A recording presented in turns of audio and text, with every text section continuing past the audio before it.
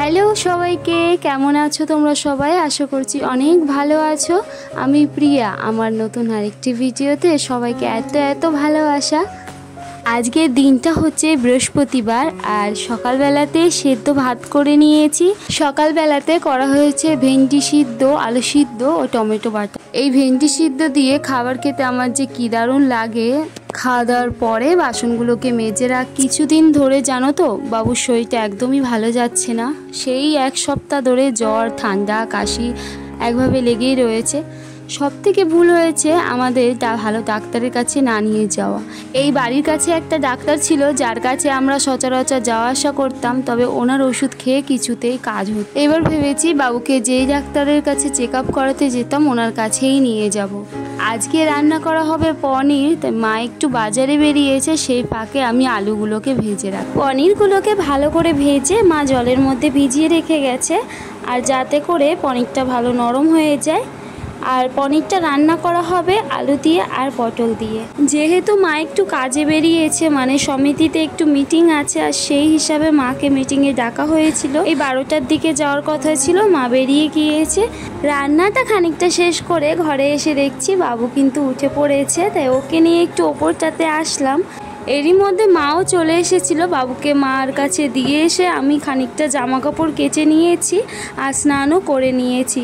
এবার জামা কাপড়গুলোকে মেলবো। আজকে বেশ ভালো রোদ দিয়েছে, যেহেতু কদিন ধরে এক নাগাড়ে বৃষ্টি দিয়ে গেছে, তাই জামা কাপড় সেভাবে কাচা হচ্ছিল না।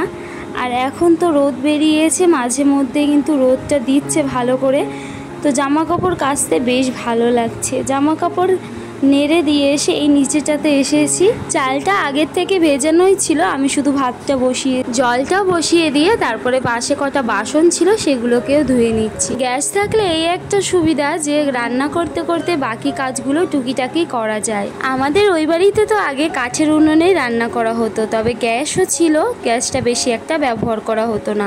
গ্যাসে টুকিটাকি ওই রান্না, দুধ গরম করা, ম্যাগি বানানো, এই চা করা, এগুলোই আর কি করা হতো।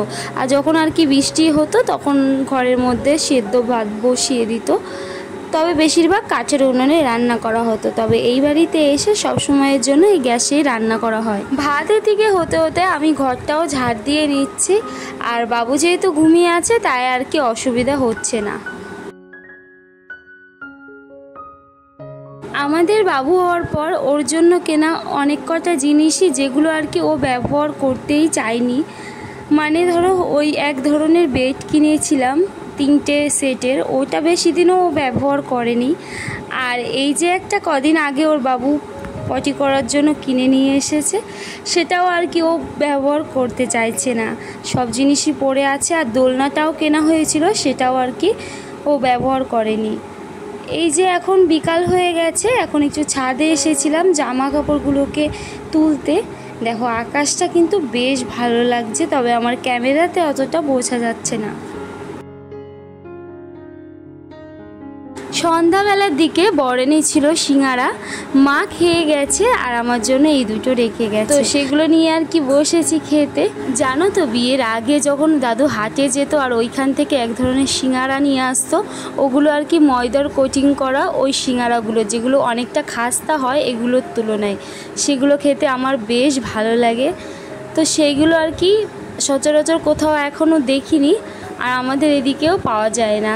ওগুলো না খুব স্বাদ লাগতো খেতে আমার। ইন্দ্ররও কদিন ধরে খুব ঠান্ডা লেগেছে, তার জন্য আর কি রাতে ভাত দিচ্ছি না, চেষ্টা করছি একটু রুটি দেওয়ার জন্য। এই দেখো 4-5টা মতো রুটি বানাবো, তাই এই যে সকাল সকাল বানিয়ে নিয়েছি। ও আসবে সেই 9:30টার সময়। তো বন্ধুরা, রাতের ডিনার আমাদের কমপ্লিট হয়ে গেছে, সবাই মিলে খেয়ে নিয়েছি। আর বাবু এদিকে ঘুমোচ্ছিল, সেই জন্য গিয়ে তাড়াতাড়ি খেয়ে নিয়েছি। তাড়াতাড়ি বলবো না, এখন বাজে ঘড়িতে 11:30টা মতো, হ্যাঁ 11:30টার বেশি বেজে গিয়েছে।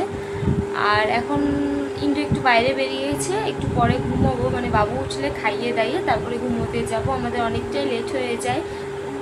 তো আজকের ভিডিওটা এই পর্যন্ত রাখছি, আশা করছি আমার ভিডিওটা তোমাদের ভালো লেগেছে।